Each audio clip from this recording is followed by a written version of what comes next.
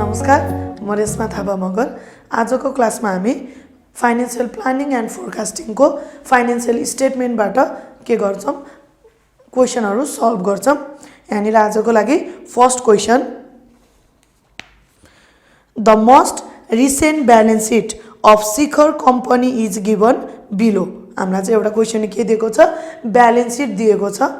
अब ब्यालेन्स सिटबाट जहिले पनि चाहिने भनेको दुईटा मात्र डाटा, एउटा टोटल एसेट्स हाम्रो लागि के हुन्छ स्पोन्टेनियस एसेट्स, अर्को चाहिँ के हुन्छ स्पोन्टेनियस लायबिलिटीज भनेको हामीलाई के हुन्छ अकाउन्ट्स पेएबल र एक्रुअल्स मात्र। ब्यालेन्स सिटको टोटल नै एसेट्स नै हाम्रो लागि स्पोन्टेनियस एसेट्स हुन्छ, तर लायबिलिटीजको केसमा चाहिँ अकाउन्ट्स पेएबल र एक्रुअल्स मात्र के हुन्छ स्पोन्टेनियस लायबिलिटीज। भनेपछि यहाँनिर हामीलाई क्वेशनले ब्यालेन्स सिट दिएको छ जसमध्ये हामी स्पोन्टेनियस एसेट्स यो भन्नु नै टोटल एसेट्स हामीलाई क्वेशनले दियो ए स्टार रुपीज कति दिइरहेछ टोटल एसेट्स 2 मिलियन। त्यो पछि लायबिलिटी साइड हेरेर हामी के लेख्छौं स्पोन्टेनियस लायबिलिटीज, यसलाई हामी डिनोट गर्दा एल स्टार भन्छौं। यो भनेको accounts payable plus accruals. Accounts payable छ हामीसँग 2 लाख र एक्रुअल्स पनि छ 2 लाख, भनेपछि हाम्रो लागि स्पोन्टेनियस लायबिलिटी चाहिँ कति भयो टोटल 4 लाख भयो। अब तल इन्फर्मेसनमा sales are expected to increase from rupees 4 million in 2013 to rupees 6 million in 2014। 2013 मा चाहिँ हामीलाई S0 छ 4 मिलियन, पछि 2014 मा चाहिँ S1 कति भयो 6 मिलियन। भनेपछि सेल्स फर 2013 S0 भनेको हामीलाई rupees 4 million, sales for 2014 S1 छ हामीसँग कति रुपीज 6 मिलियन। अब सेल्स चाहिँ 4 मिलियन बाट 6 मिलियन बढ्यो भनेपछि चेन्ज इन सेल्स, यसलाई हामीले केले डिनोट गर्छौं change in sales. Delta S भनेको S1 minus S0 6 million S1 S0 4 million भनेपछि चेन्ज कति ल्यायो रुपीज 2 मिलियनले। अब यहाँनिर S0 र S1 छ, हामी ट्याबुलर मेथड गर्दै छौं। त्यो मेथडमा के चाहिन्छ ग्रोथ रेट, भनेपछि ग्रोथ रेट निकाल्नको लागि हामी S1 भनेको के युज गर्छौं S0 1 प्लस G। S1 भनेको क्वेशनले दिइराछ 6 मिलियन, S0 छ हामीसँग 4 मिलियन 1 प्लस G, यो डिवाइड गर्दा यो कति आयो 1.50, 1 प्लस के छ यो अब G भनेपछि यो माइनस गर्दा यता ल्याउँदा 0.50, कति पर्सेन्टेज आयो हामीलाई ग्रोथ रेट 50% हैन। ग्रोथ रेट कति आयो 50%। Firms after tax profit margin it is forecasted to be 10%। भनेपछि यहाँनिर हामीलाई प्रॉफिट मार्जिन पनि दियो, M भनेको कति पर्सेन्टेज छ 10% 0.10 and its payout ratio will be कति पर्सेन्टेज छ 60%। यो भनेको डिभिडेन्ड पेआउट रेशियो DPR हामीलाई क्वेशनले दिएको छ 60%। अब डिभिडेन्ड पेआउट रेशियो 60% हुन साथ हाम्रो लागि रिटेन्सन रेशियो कति हुन्छ 40 हैन। हामीले के भनेको थियौं जहिले पनि डिभिडेन्ड पेआउट रेशियो र रिटेन्सन रेशियो जोड्दा फेरि 100% हुन्छ। अब DPR यहाँ 60 दिन्छ भने रिटेन्सन रेशियो B भनेको 1 माइनस DPR 1 माइनस 0.60 गर्दा कति आयो 0.40। अब A नम्बरमा what is the additional fund needed AFN of the form. Additional fund needed AFN निकाल्ने भन्दा अब के पनि मेथड भनेन भने हामीलाई फर्मुला मेथड नै इजी भयो भने चाहिँ यहाँनिर एडिशनल फन्ड निडेड AFN भनेको A star minus L star upon S0 into delta S M into B into के गर्छौं हामीसँग A स्टार टोटल एसेट्स भनेको छ 2 मिलियन लाइबिलिटी छ 4 लाख, S0 छ हामीसँग 4 मिलियन, डेल्टा एस छ हामीले निकालेको 2 मिलियन, प्रॉफिट मार्जिन छ 0.10, रिटेन्सन रेशियो 0.40 इन्टु S1 भनेको क्वेसनले कति दिएको छ 6 मिलियन। यो गर्दा फेरि हाम्रो आन्सर आयो 5,60,000। यो भनेको अघिल्लो क्लासमा पनि हामीले यतिसम्म निकाल्न सिकेका छौं। अब बी नम्बरमा प्रिपेयर प्रोजेक्टेड ब्यालेन्स शीट के बनाउनु छ हामीलाई ब्यालेन्स शीट बनाउनु छ of the company for the year 2014। हामीलाई के निकाल्नु छ यहाँनिर ब्यालेन्स शीट बनाउनु पर्ने छ। अब क्वेसनमा हामीलाई इन्कम स्टेटमेन्ट दिएन, इन्कम स्टेटमेन्ट दिदैन भने सुरुमा ब्यालेन्स शीट बनाउनु भन्दा अगाडि हामी के निकाल्छौं एडिसन टु रिटेन अर्निङ, जुन हाम्रो यो एएफएन को फर्मुला थियो। यो पछाडीको पोर्सन भनेको हाम्रो लागि के हो addition to retain earning. Balance sheet मात्र दिन्छ, इन्कम स्टेटमेन्ट दिदैन भने एडिसन टु रिटेन अर्निङ चाहिँ हामी केबाट सल्भ गर्छौं फर्मुलाबाट। त्यही भएर अब बी नम्बरमा ब्यालेन्स शीट बनाउनु भन्दा अगाडि के निकाल्छौं हामी एडिसन टु रिटेन अर्निङ भनेको एम इन्टु बी इन्टु के गर्छौं S1, प्रॉफिट मार्जिन 0.10, बी भनेको 0.40 इन्टु कति मिलियन छ 6 मिलियन, 2,40,000। अब एडिसन टु रिटेन अर्निङ निकाल्यौं। यो पछि बल्ल हामी के निकाल्छौं ब्यालेन्स शीट हैन। अब ब्यालेन्स शीटबाट पनि हामीलाई के निकाल्नु छ एडिशनल फन्ड निडेड एएफएन। अब यहाँनिर हामी के लेख्छौं प्रोफर्मा ब्यालेन्स शीट। किन प्रोफर्मा वर्ड लेख्छौं भने ग्रोथ रेट हाम्रो जुन 50% छ त्यति चाहिँ हाम्रो के छ बनाउने टार्गेट छ। त्यो एक्चुअल हुन्छ कि हुँदैन थाहा छैन र क्वेसनले चाहिँ हामीलाई के भनेको यदि 50% ग्रोथ रेट भयो भने कस्तो हुनेछ ब्यालेन्स शीट भनेर फोरकास्ट गरेको। त्यही भएर हामी ब्यालेन्स शीटको अगाडि के वर्ड लेख्छौं प्रोफर्मा ब्यालेन्स शीट। अब के सम्झिनु पर्यो भने S1 निकाल्दा हामीले के गरेछौं S0 1 + G भनेको पुरानो डाटामा 1 + G गर्दिदा नयाँ भ्यालु आउँदो रहेछ भनेपछि यहाँनिर G छ हामीसँग 50%, हामी कतिले मल्टिप्लाई गर्छौं सबै डाटामा 1.50 हैन। एसेट्स पुरैलाई नै मल्टिप्लाई गर्छौं किनभने हाम्रो लागि सबै एसेट्स नै कुन एसेट्स स्पोन्टेनियस एसेट्स। लायबिलिटीज को केसमा अकाउन्ट्स पेएबल र एक्रुएसलाई मात्र मल्टिप्लाई गर्दै राख्छौं किनभने हाम्रो लागि स्पोन्टेनियस लायबिलिटीज भनेको के मात्र हो अकाउन्ट्स पेएबल र एक्रुएस मात्र हो। अरु सबै डाटा एज इट इज क्वेसनले जति दिएको छ त्यही नै राख्छौं हामी। अब यहाँनिर ब्यालेन्स शीट बनाउँदा सुरुमा assets amount capital and liabilities amount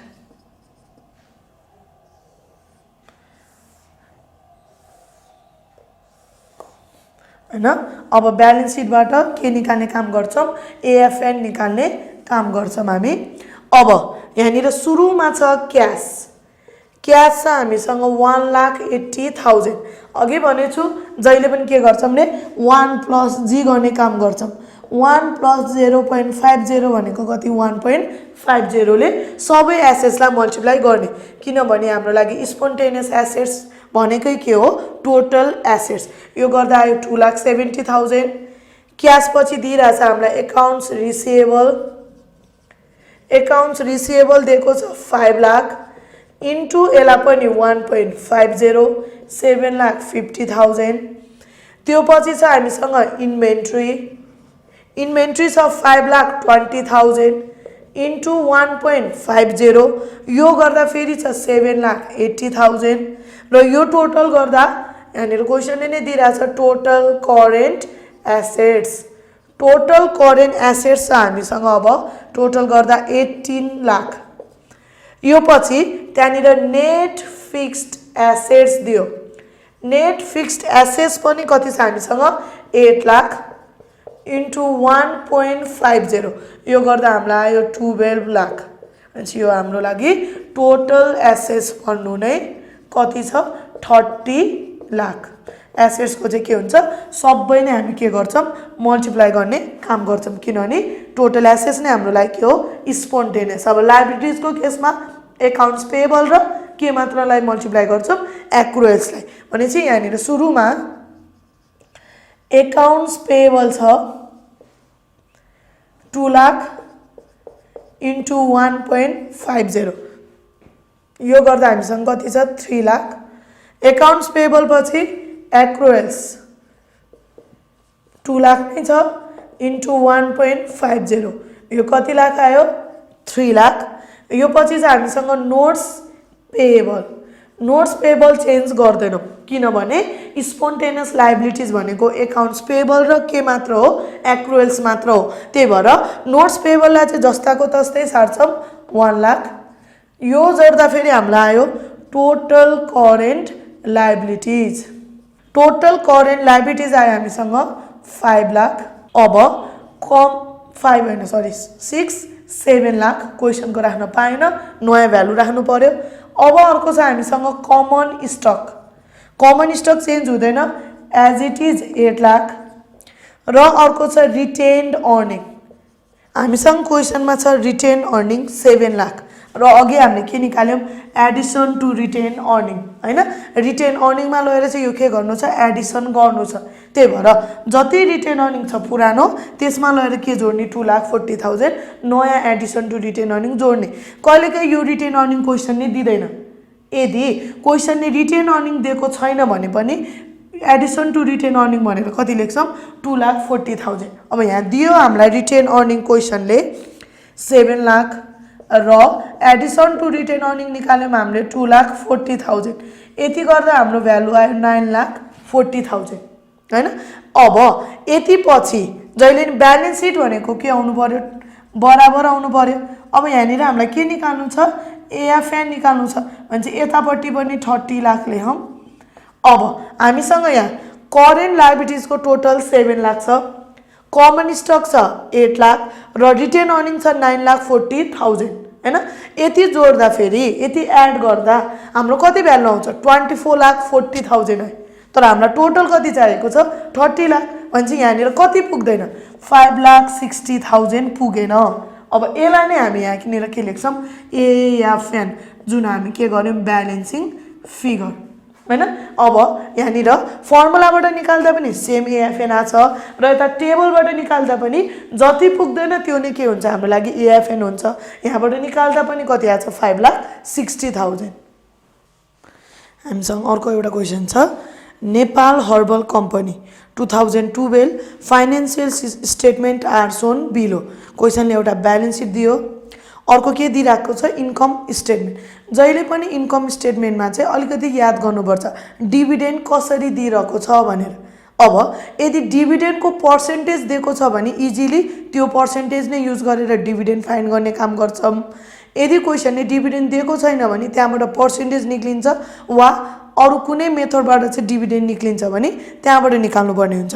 अब यहाँनिर इन्कम स्टेटमेन्टमा नेट इन्कम सम्म सेम नै छँदैछ। अर्को छ पर शेयर डाटा त्यहाँनिर common stock price 24 earning per share EPS 1.80 र डिभिडेन्ड पर शेयर डीपीएस भनेर दियो 1.08। अब क्वेशनले यति दिएको मात्र इन्फर्मेसन भएको भए हाम्रो डिभिडेन्ड पे आउट रेशियोको फर्मुला के हुन्थ्यो डीपीएस बाइ ईपीएस गरेर त्यो पर्सेन्टेज युज गरेर हामी डिभिडेन्ड युज गर्थ्यौं निकाल्थ्यौं। जस्तै डीपीएस बाइ ईपीएस गरेपछि पे आउट रेशियो आयो त्यो पे आउट रेशियो युज गरेर बल्ल के निकाल्थ्यौं डिभिडेन्ड निकाल्थ्यौं।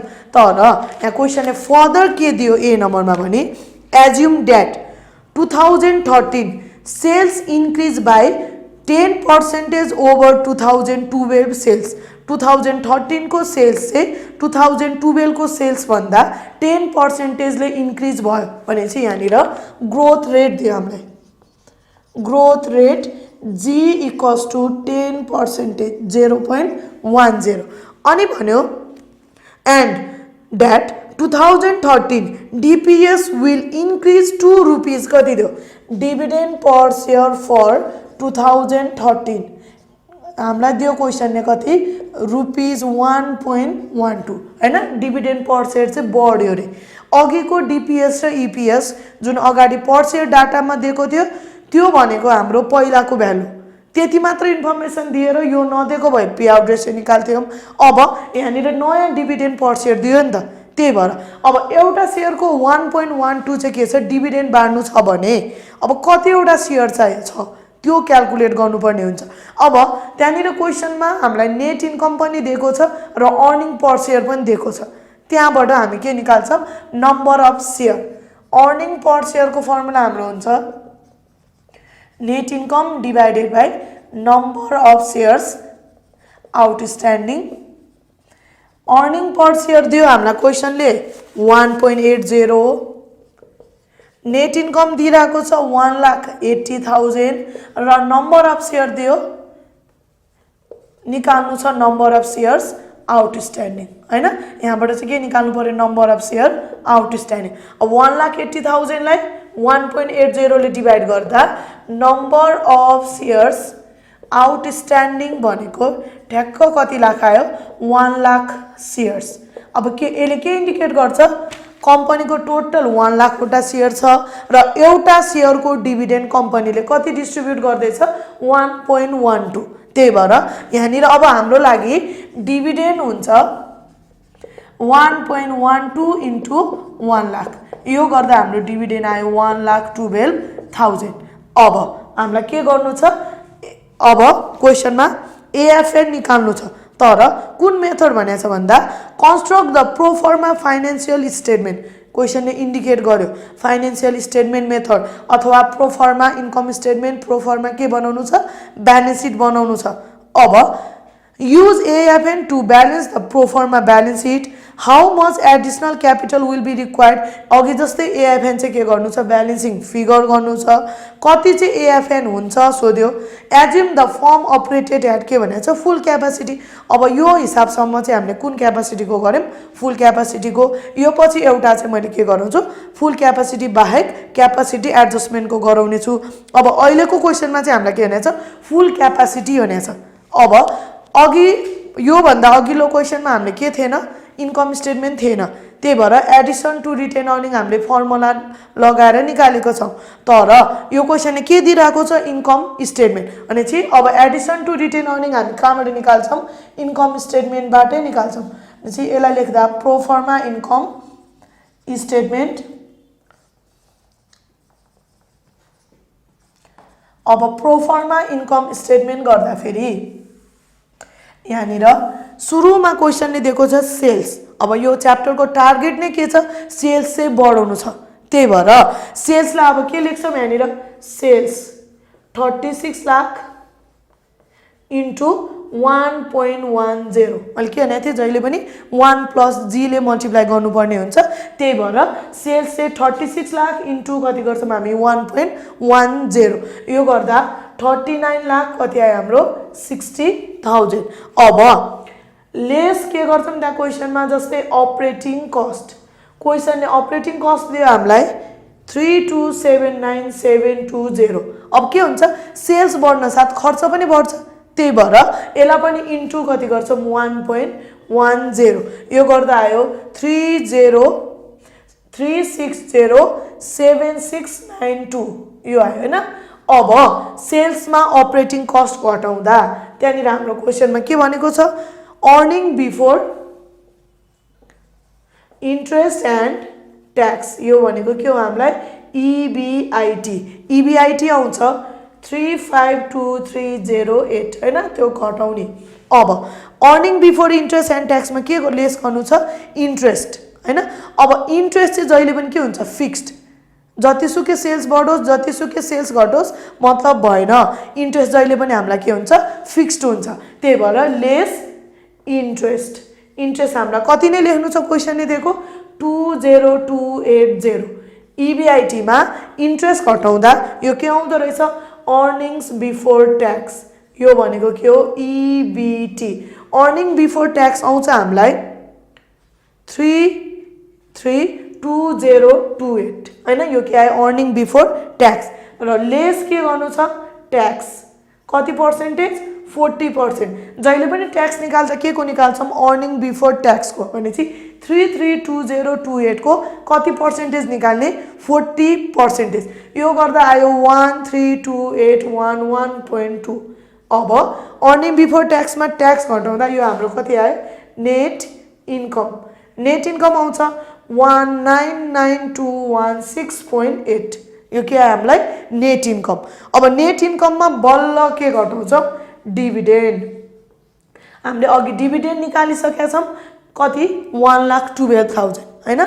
नेट इन्कममा डिभिडेन्ड घटाउँदा 1,12,000 घटाउँदा यसलाई नै हामीलाई के भन्छौँ एडिसन टु रिटेन अर्निङ। जुन कुरा अघि फर्मुलाबाट सल्भ गरेको थियौँ त्यो अहिले हामीले के गर्यौँ टेबल मेथडबाट गर्यौँ। एडिसन टु रिटेन अर्निङ आयो हामीलाई 87216.8। अब के बनाउँछौँ हामी प्रोफर्मा ब्यालेन्स सिट। अब अघिकै जस्तो सेम के गर्छौँ एसेट्स को सबैलाई नै चेन्ज गर्छौँ तर लायबिलिटिज को चाहिँ केलाई मात्र चेन्ज गर्छौँ एकाउन्ट्स पेबल र एक्रुएल्सलाई। म पनि ब्यालेन्स सिट बनाउँछु तपाईहरु पनि सँगसँगै बनाउनु होला। अब यहाँ ब्यालेन्स सिट बनाइसकेको छौँ। अगाडिको क्वेशन जस्तै के छ हामीले एसेट्स को इच आइटमलाई केले मल्टिप्लाई गर्यौं 1.10 ले मल्टिप्लाई गर्दै राख्यौं हैन। यहाँनिर सबै आइटम चाहिँ के गर्यो एसेट्स कोलाई मल्टिप्लाई गर्यौं तर लायबिलिटिज कोलाई चाहिँ के गर्यौं एकाउन्ट्स पेबल र एक्रुएल्सलाई मात्र ग्रोथ रेटले मल्टिप्लाई गरेर चेन्ज गर्यौं। बाँकी अरु आइटम के छ एज इट इज जस्ताको तस्तै राख्यौं। अब रिटेन अर्निङ को केसमा के छ क्वेशन नै दिएको थियो रिटेन अर्निङ 2,04,000 त्यसमा हैन हामी के गर्छौं एडिसन टु रिटेन अर्निङ कति निकालेको थियौं इन्कम स्टेटमेन्टबाट 87,216.8 यो लगेर चाहिँ केमा जोड्यौं रिटेन अर्निङमा र टोटल एसेट्स बाट यो सबै आइटम घटाउँदा कति नपुग्दो रहेछ 128,783.2 1,28,783.2 पुगेन। यसलाई नै अब हामी के भन्छौं एडिशनल फन्ड निडेड हैन। यो भयो फाइनान्शियल स्टेटमेन्ट मेथड। अब बी नम्बरमा क्वेशनले के भन्यो if the profit margin were to remain at 5%। हामीलाई प्रॉफिट मार्जिन चाहिँ क्वेशनले कति पर्सेन्टेज दियो 5% दियो। अब यहाँनिर हामीलाई क्वेशनले बी नम्बरमा प्रॉफिट मार्जिन एम भनेको 5% 0.05 दियो र भन्यो डिभिडेन्ड पेआउट रेट अथवा रेशियो डीपीआर चाहिँ क्वेशनले दियो हामीलाई 60%। अब डिभिडेन्ड पेआउट रेशियो 60% हुन्छ भने रिटेन्सन रेशियो 40% हुन्छ। रिटेन्सन रेशियो बी भनेको 1 माइनस डीपीआर गर्छौं। अब 1 माइनस 0.60 गर्दा कति आयो 0.40। अब क्वेशनले के सोध्यो at what growth rate in sales हैन at what growth rate G equals to what would the additional financing requirement be exactly कति भन्यो 0 जसमा AFN चाहिँ कति हुन्छ रे 0 हुन्छ भन्यो। अब AFN को फर्मुला लगाऊं AFN भनेको A star minus L star upon के गर्नुपर्छ S0 into delta S minus M into B into S1 यो भयो के को फर्मुला AFN को। अब AFN हामीलाई क्वेशनले दिएको छ 0 A स्टार भन्नु ने टोटल एसेट्स क्वेशनले हामीलाई टोटल एसेट्स दिएको थियो 36 हैन 27 लाख हैन एसेट्स दिएको रहेछ कति lakh 27 lakh minus L star भनेको एकाउन्ट्स पेबल र एक्रुएल्स मात्र हो। एकाउन्ट्स पेबल छ 3,60,000 एक्रुएल्स छ 1,80,000 भनेपछि L स्टार टोटल कति रहेछ 5,40,000 डिभाइड बाइ S0 चाहिँ बल्ल 36 लाख इन्टु अब S1 छैन किनभने G नै निकाल्नु छ त्यही भएर डेल्टा S को ठाउँमा के लेख्छौं S1 minus S0। Profit margin M भनेको दियो 0.05 B भनेको छ 0.40 इन्टु S1।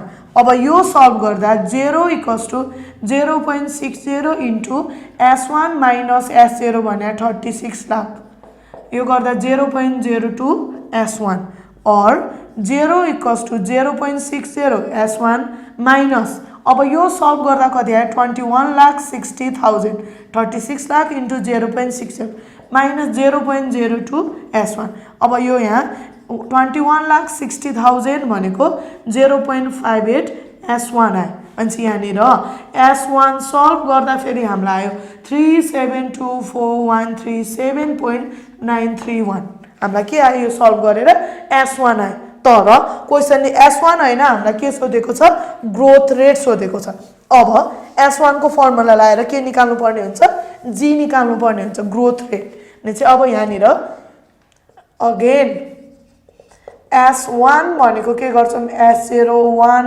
+ G S1 भनेको क्वेशनले दिएको छ हामीले निकाले 3724137.931 S0 हामीलाई 36 लाख क्वेशनले दिएको थियो 1 + G र अब यो G सल्भ गर्दा फेरि आउँछ 0.0345 यो भनेको 3.45% हैन यहाँबाट चाहिँ के आयो हामीलाई G आयो ग्रोथ रेट आजको क्लास यति नै अर्को क्लासमा चाहिँ मैले यो हामीले जुन फुल क्यापासिटी गरिरहेको थियौं त्यसको चाहिँ क्यापासिटी एडजस्टमेन्ट हैन फुल क्यापासिटी काम नगरिकन क्यापासिटी एडजस्टमेन्ट वाला क्वेशनहरु सल्भ गरेर भिडियो बनाएको छु जसको लिंक चाहिँ तल डिस्क्रिप्सनमा राखिदिएको छु धन्यवाद।